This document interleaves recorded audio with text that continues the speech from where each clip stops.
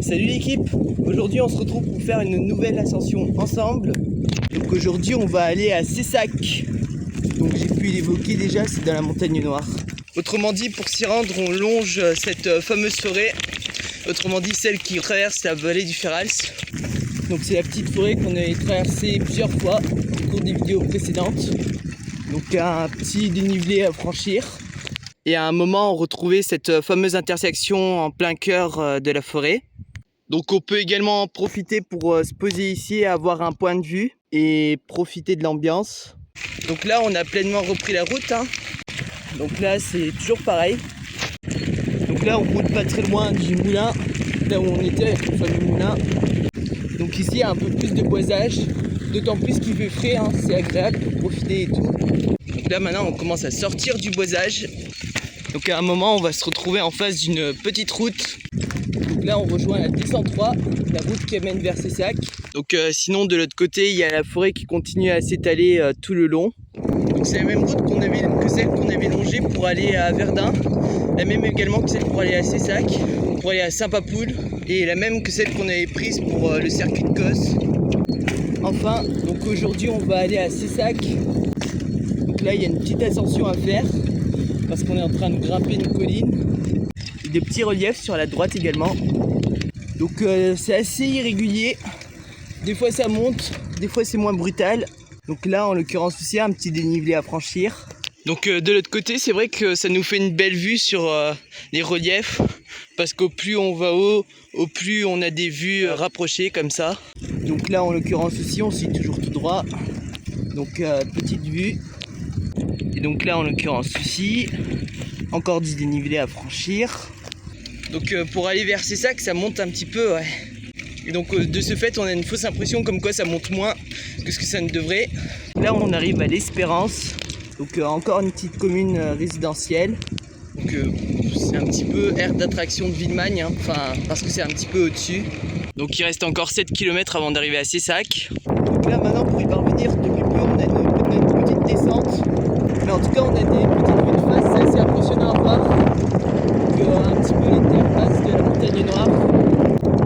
Là aussi, petite vue de face. Encore un dénivelé, plus important cette fois. Donc voilà, et là ça se remet à monter d'un cran. Donc ça reste des routes assez sinueuses, il y a pas mal de virages. Donc voilà, on poursuit la route. Ce sont des routes sinueuses et bucoliques. Pourquoi bucoliques? Parce que depuis tout à l'heure on roule au milieu de rien. Enfin, après c'est pas rien au sens général. J'ai envie de dire au contraire, on profite, on est au calme. Donc ça reste avant tout un plaisir. De même qu'on profite des paysages et de tout le reste. Donc c'est vrai que les paysages ils sont tout aussi impressionnants.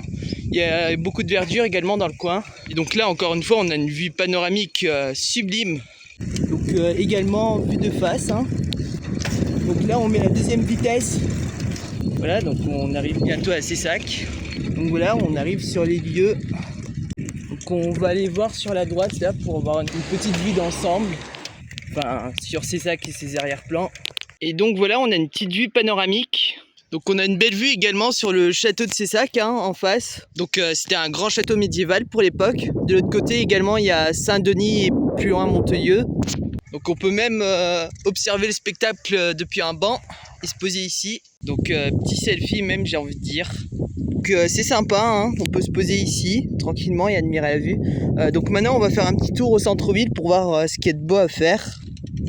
On va aller voir le centre-ville. Donc on va redescendre ici.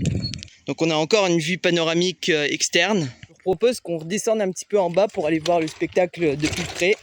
Donc voilà, on peut redescendre ici et porter le vélo parce que là c'est un peu plus étroit.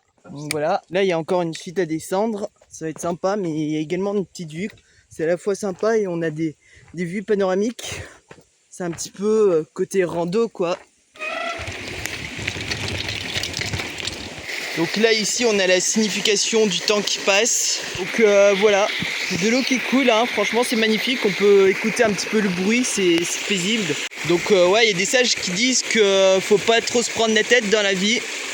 On fait un petit peu ce qui nous plaît à notre manière. On prend le temps de vivre, on médite, on observe un petit peu la nature et on se pose pas trop de questions quoi. Et donc voilà, donc de l'autre côté on va aller voir un petit peu Cessac. Vous êtes prêts? Ouais.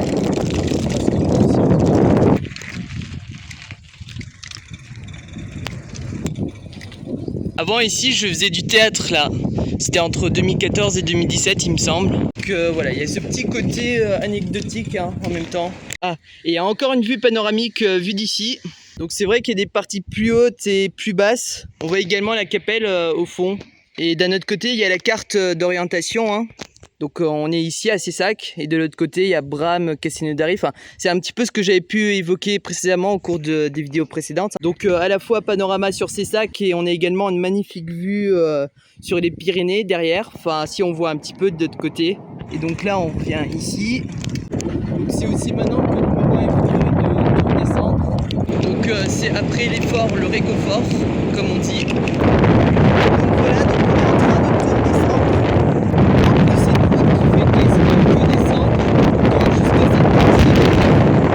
C'est vraiment magique hein. Ça va se mettre à descendre comme ça pendant au moins 5 km.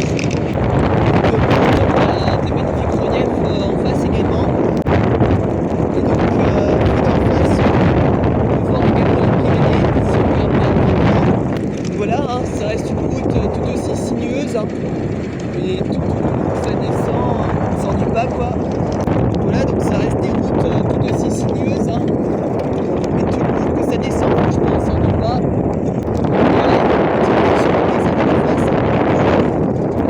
J'étais passé plusieurs fois par là-bas pour faire des petits circuits, des boucles. C'est vrai que ça fait que descendre. C'est les sentiers de la montagne du Noir, où ça monte, où ça descend. Mais dans tous les cas, c'est assez fort, que ce soit montée ou descente. Ça reste exclusif quoi. Voilà, c'est là qu'il faudra revenir vers la gauche. Donc on arrive à Salmonessier. Donc c'est encore un charmant village hein, parmi d'autres.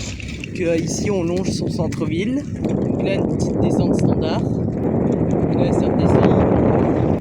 Donc là un plus gros dénivelé à franchir. Néanmoins avec ça on peut se permettre de contourner l'autre route qui formait un détour. Et après on poursuit le dénivelé sur ce petit chemin là. Sur ce petit chemin là.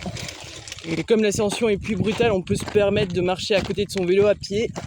Et directement après, on longe ce chemin. Donc c'est également le même chemin qu'on avait fait au cours des vidéos précédentes. Donc au cours du circuit de Cos, on était passé par là. Donc ça compte parmi les chemins bucoliques que l'on peut retrouver. Celui-là en l'occurrence, il traverse les hauteurs de Seine. Donc directement après, on descend ici. Par contre, niveau descente, là c'est le carnage. Donc voilà, après on va revenir au Vespi, soi-disant le point de départ. Et donc voilà, une petite vue de ce que ça donne. Et donc voilà, une petite vue de ce que ça donne. Là on traverse un petit peu le secteur. Il y a de tout, c'est incroyable. Donc sinon en fait c'est la rue des Canals en fait, enfin, c'est le secteur qu'on est en train de traverser. Donc c'est aussi signe qu'on revient à Villespie et également de la voir en face. Donc là on traverse la rue également, jusqu'au retour au point de départ en fait. Donc voilà, donc on arrive à la fin de la vidéo, donc c'est maintenant qu'on va conclure.